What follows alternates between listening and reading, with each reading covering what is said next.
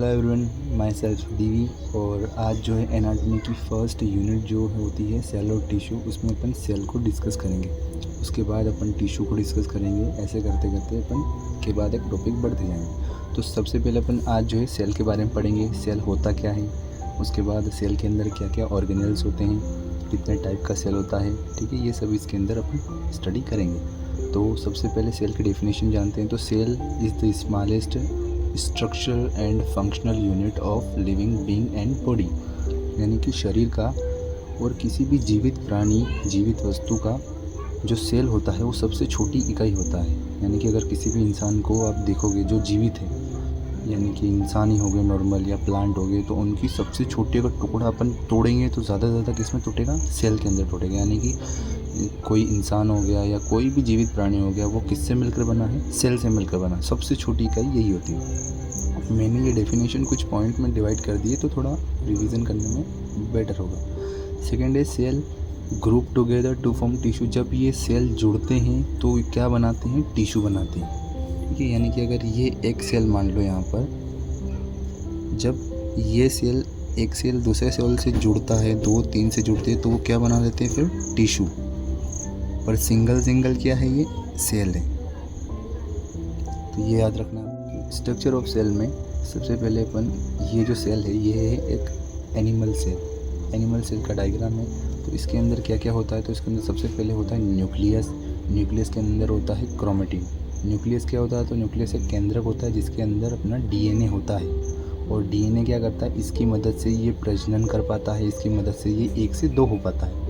जिस सेल के अंदर न्यूक्लियस नहीं है वो कभी भी 1 से 2 नहीं हो पाएंगे, और जिस सेल के अंदर न्यूक्लियस है वो हमेशा 1 से 2 हो पाएंगे। उसके बाद क्रोमेटिन क्या है, तो क्रोमेटिन एक डीएनए का, क्रोमेटिन एक ऐसा स्ट्रक्चर है जो ये जेनेटिक मटेरियल को कंटेन करता है। नेक्स्ट इसके बाद अपन पढ़ते हैं, तो अपन पढ़ेंगे प्लाज्मा मेम्ब्रेन। प्लाज्मा मेम्ब्रेन या इसको अपन सेल मेम्ब्रेन भी बोलते हैं। यह क्या होती है, झिल्ली होती है, आउटर कवर होता है। एक ऐसा कवर होता है जिसके अंदर कुछ भी मॉलिक्यूल्स आ सकते हैं, और यहाँ से कुछ भी अगर वेस्ट बना है तो वो बाहर जा सकता है। एक ऐसी झिल्ली होती है। उसके बाद नेक्स्ट अपन पढ़ते हैं ईआर। ईआर का फुल फॉर्म होता है एंडोप्लाज्मिक रेटिकुलम।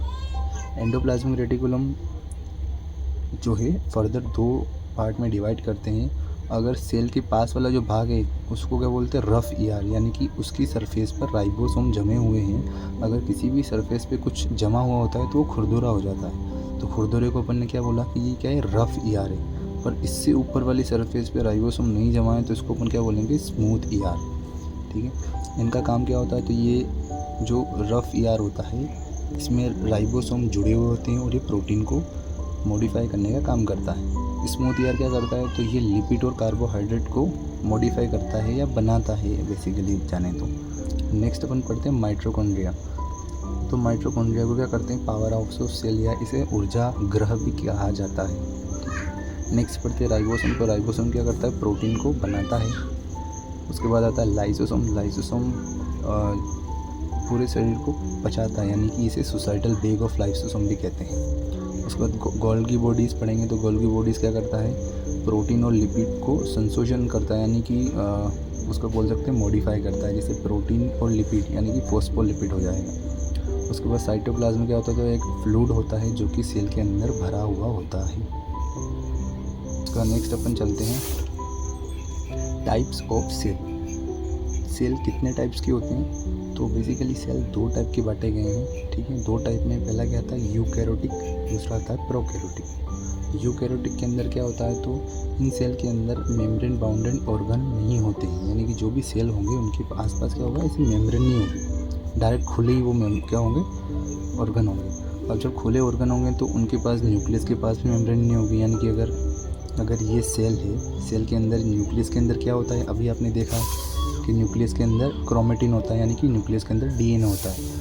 तो ऐसे न्यूक्लियस मेम्ब्रेन प्रेजेंट, इनके अंदर अगर न्यूक्लियस मेम्ब्रेन प्रेजेंट है, यानी कि ये है अंदर का न्यूक्लियस, इसके अंदर ये प्रेजेंट नहीं न्यूक्लियस, और ये है इनका, पर इसके अंदर क्या है, प्रेजेंट नहीं है, तो ये मटेरियल या जेनेटिक मटेरियल घूमता रहेगा। तो इसके कारण ये हमेशा 2 नहीं हो पाते हैं, और इसके कारण ये हमेशा 1 से 2 हो पाते हैं। तो नीचे लिख भी रखा है। नेक्स्ट पॉइंट है प्रेजेंट न्यूक्लियस। इनके अंदर न्यूक्लियस प्रेजेंट होता है और इनके अंदर न्यूक्लियस एब्सेंट होता है।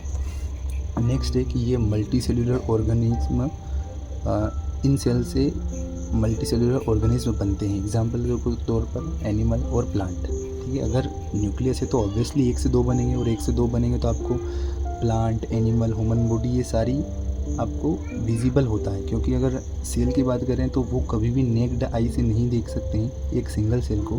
पर ये एनिमल, प्लांट में क्या होता है, मिलियंस ऑफ सेल्स क्या करते हैं, ग्रुप टुगेदर जुड़ते हैं, और जुड़ने के कारण अपन को इनका शेप दिखाई देता है। पर इनमें न्यूक्लियस नहीं होगा। अब न्यूक्लियस नहीं होगा तो ये कभी 1 से 2 नहीं कर पाएंगे, और सिंगल सेल रहेंगे। तो जब सिंगल सेल रहेंगे तो इन्हें हम अपन अपनी आंखों से देख नहीं पाते हैं, ठीक है। ये थर्ड वाला पॉइंट, एब्सेंट न्यूक्लियस, तो पता ही है इसको क्या बोलते हैं। तो इन सेल से यूनिसेलुलर ऑर्गेनिज्म बनते हैं, और जब ये ऑर्गेनिज्म बनते हैं तो एग्जांपल के तौर पे बैक्टीरिया और आर्की। तो आपने देखा होगा बैक्टीरिया आप कभी देख पाते हो, कभी दिखता ही नहीं बैक्टीरिया, क्योंकि वो हमेशा सिंगल सेल होता। अगर उसके पास न्यूक्लियस होता तो आज आपको बैक्टीरिया का भी एक पेड़ खड़ा हुआ मिलता है, एक इंसान खड़ा हुआ मिलता है बैक्टीरिया का। सो ये हो गए आपके प्रोकैरियोटिक और यूकैरियोटिक में difference.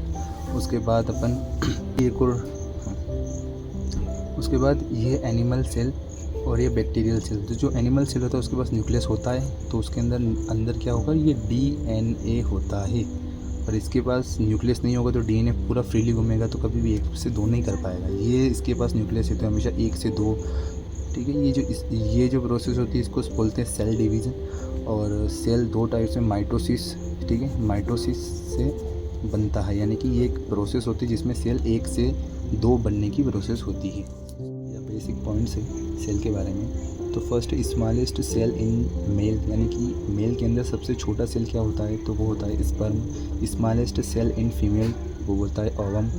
Human body is developed only 1 cell, यानी कि जो पूरा मानव शरीर जो है वो सिर्फ 1 सेल से बना हुआ सेल कौन सा है, जाइगोट। अब अपन थोड़ा सा इसका प्रोसेस समझते हैं कि कैसे होता है। तो जब मेल सेल, स्पर्म और फीमेल सेल ओवम फर्टिलाइज होते हैं, तो फर्टिलाइज होने के बाद ये दोनों एक सेल बनाते हैं जिसको बोलते हैं जाइगोट। जाइगोट क्या होता है, क्योंकि इसके पास क्या होता है, न्यूक्लियस होता है। तो न्यूक्लियस के कारण ये 1 से 2, 2 से 4 इन ऐसी वाली प्रोसेस से निकलेगा, और ये एक बहुत सारे सेल का एक गुच्छा बना लेगा जिसको अपन एम्ब्रियो कंडीशन बोलते हैं। और आफ्टर फ्यू मंथ या 9 मंथ के बाद एक ह्यूमन बॉडी क्या होती है, बन जाती है, और फिर बेबी बाहर डिलीवर हो जाता है।